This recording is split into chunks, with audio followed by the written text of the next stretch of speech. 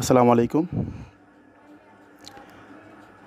আজকের বাজার বিশ্লেষণ ইউটিউব চ্যানেলের পক্ষ থেকে আমি জহির আপনাদের সাথে আরও একটি নতুন ভিডিও নিয়ে হাজির হলাম। আশা করছি সবাই অনেক ভালো আছেন। আজ 29শে জুন 2022। আজকে আলোচনা করব তিনটা সেক্টর নিয়ে। এর মধ্যে থাকছে ব্যাংক সেক্টর, তারপর হচ্ছে ইঞ্জিনিয়ারিং সেক্টর, আরেকটা হচ্ছে পেপার অ্যান্ড প্রিন্টিং সেক্টর। এই তিনটা সেক্টর নিয়ে আলোচনা করার কারণ হচ্ছে এই তিনটা সেক্টরেই কিন্তু কি নতুন করে আপট্রেন্ডে গিয়েছে আজকে। তো যেহেতু নতুন করে আপট্রেন্ডে গিয়েছে, আশা করছি এই কয়েকদিন, হতে পারে আগামী কয়েকদিন, 2-3 দিন, 4 দিন বা 1 সপ্তাহ, এই সেক্টরগুলো ভালো করবে।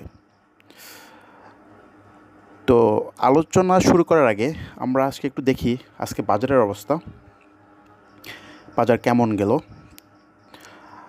আজকে ডিএসসি সূচক 7 পয়েন্ট প্লাস দিয়ে শেষ হয়েছে 6350-এ। একটা ভালো নিউজ আছে, সেটা একটু পরেই আলোচনাগুলো বুঝতে পারবেন।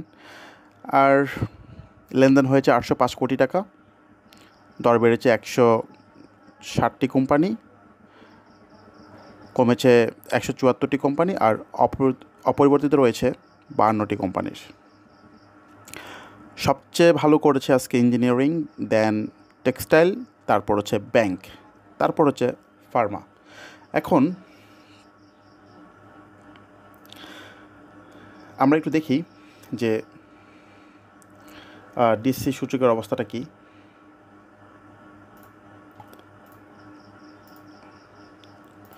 এখানে একটু বের করি।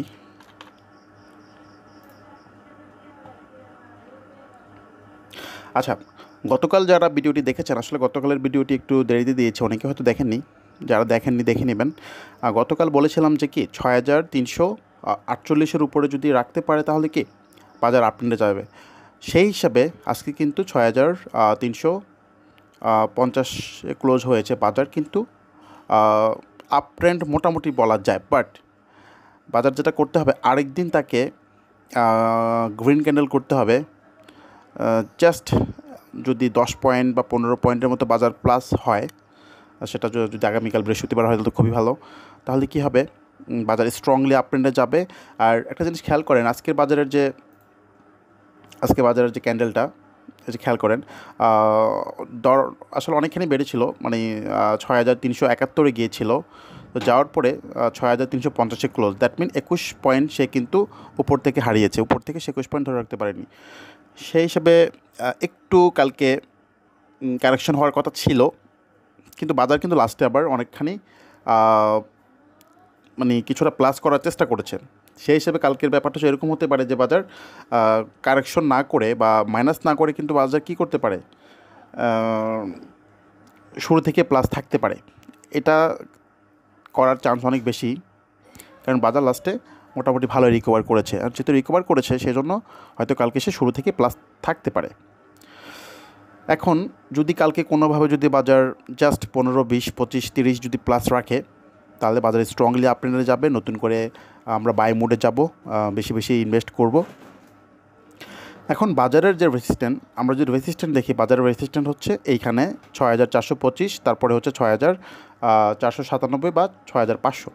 এখন বাজারের যদি আমরা সাপোর্ট দেখি, বাজারের সাপোর্ট হচ্ছে আপাতত 6346। সো তেমন কমার কোনো সুযোগ নাই, বেশি কমতে পারবে না, না কমলে ভালো আর কি। এইখান থেকে বাজার কোনোভাবেই নিচের দিকে যাওয়া যাবে না, আর যাবে না আশা করছি এই জন্যই, বিকজ বাজারের লেনদেন ভালো, ভলিউম ভালো। ওকে, এবার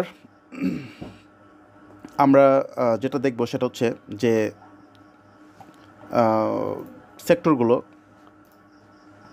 নিয়ে আলোচনা করার কথা। প্রথমত হচ্ছে ব্যাংক সেক্টর। আপনারা খেয়াল করবেন, ব্যাংক সেক্টর আজকে কিছুটা ভালো করেছে, ভলিউম ভালো পেয়েছে, ক্যান্ডেলটা খুবই ভালো পুরো সেক্টরের।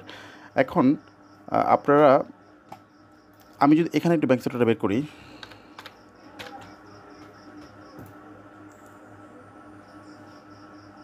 দেখেন আজকে ভালো ভলিউম নিয়ে সে স্ট্রংলি আপট্রেন্ডে গিয়েছে, খুবই ভালো অবস্থা। এখন ব্যাংকের ভিতরে স্পেশালি আপনারা যেগুলো নজর রাখবেন, ব্র্যাক ব্যাংক, আমি কিন্তু গতকালের লিস্টে ব্র্যাক ব্যাংক দিয়েছি, আজকে ভালো করেছে, মোটামুটি ভালো করেছে।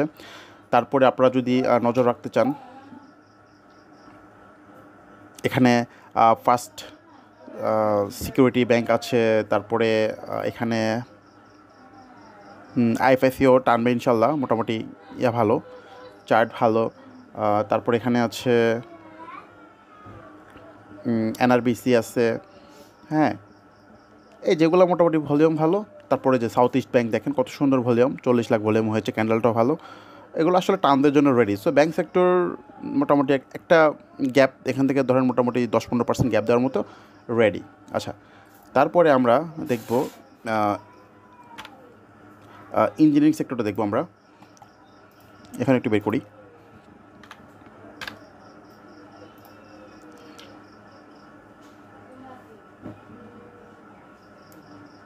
এই দেখেন ইঞ্জিনিয়ারিং সেক্টর কত ভালো একটা ভলিউম নিয়ে আজকে আপ ট্রেন্ড কনফার্ম করেছে, আসলে দেখে খুবই ভালো লাগলো। এখন আশা করছি তার যে রেসিস্ট্যান্ট মোটামুটি 133 বা 136 এখানে যাবে, এবং সেখানে যেতে যেতে মোটামুটি 10-15%-এর মতো প্রফিট দিয়ে দিবে। তো অলরেডি ভালো করতেছে, আপনারা দেখতে পাচ্ছেন যে অ্যাপোলো ইস্পাত ভালো করতেছে, বিপিএস, তারপর আজকে বিডিএলএম ভালো করেছে, তারপর আসলে অনেকগুলো ভালো করতেছে, অনেকগুলো সময় নিচ্ছে, যেগুলো সময় নিচ্ছে সেগুলো কি ঠিকই ভালো করবেন। আমানত ইঞ্জ আজকে ভলিউম পেয়েছে, তারপর এদিকে রানার আউটও ভলিউম পেয়েছে, ভালো করেছে। তবে একটু বাছাই করে করে বাই সেল করবেন, যে আসলে পুরো সেক্টরটা বাড়লেই যে সবগুলো বাড়বে তাও না, খুব আসলে সিলেক্টিভ কিছু শেয়ারে কিন্তু ভালো করে, হ্যাঁ, বেশি ভালো করে ওই শেয়ারগুলো। তো যেগুলো ভলিউম ভালো, ক্যান্ডেল ভালো, চার্ট ভালো, সেগুলো কি আপনারা একটু বেশি খেয়াল রাখবেন, ঠিক আছে। এরপর আমরা দেখব আরেকটা, সেটা হচ্ছে একটু নিচের দিকে আসছে, সেটা হচ্ছে পেপার অ্যান্ড প্রিন্টিং।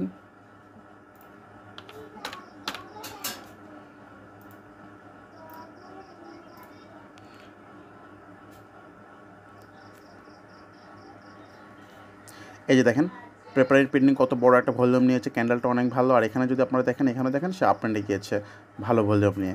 এখন পেপার অ্যান্ড প্রিন্টিংয়ের মধ্যে আপনারা এখানে আছে দেখেন, খেয়াল করেন কেপিপিএলটা আছে ভালো করবে, তারপর পেপার প্রসেসিং আজকে ভালো করেছে, সোনালী পেপার ভালো করেছে, এগুলো কি আরও ভালো করবে। এখন পেপার প্রসেসিং যাদের আছে তাদের টার্গেট আপাতত 210 টাকা। আর আমরা যদি সোনালী পেপারের টার্গেট দেখি, মোটামুটি অনেকখানি পথ যেতে পারবে পেপার অ্যান্ড প্রিন্টিংয়ের যে শেয়ারগুলো, অনেকখানি পথ যেতে পারবে। আর সোনালী পেপারে যদি আমরা টার্গেট দেখি, তাহলে আপাতত আসলে অনেকখানি পথ যেতে পারবে। সামনে তেমন কোনো রেজিস্ট্যান্ট নেই, একটা রেজিস্ট্যান্ট আছে এইখানে, সেটা হচ্ছে 670-670-এর দিকে একটা রেজিস্ট্যান্ট আছে। তো মোটামুটি অনেক বাড়তে পারবে ইনশাল্লাহ। এখান থেকেও সে 120 টাকা বাড়তে পারবে সোনালী পেপার। এনিওয়ে, তো খুব চিন্তাভাবনা করে বুঝে শুনেই কিন্তু ইনভেস্ট করবেন। হ্যাঁ, জাস্ট এই 3টা সেক্টর আপ ট্রেন্ডে আছে বা আপ ট্রেন্ডে নতুন করে গিয়েছে, সেজন্য কি এটা নিয়ে ভিডিও করলাম। তো সবাই অনেক বেশি ভালো থাকবেন, কোনো কিছু জানতে থাকলে অবশ্যই কমেন্ট করবেন।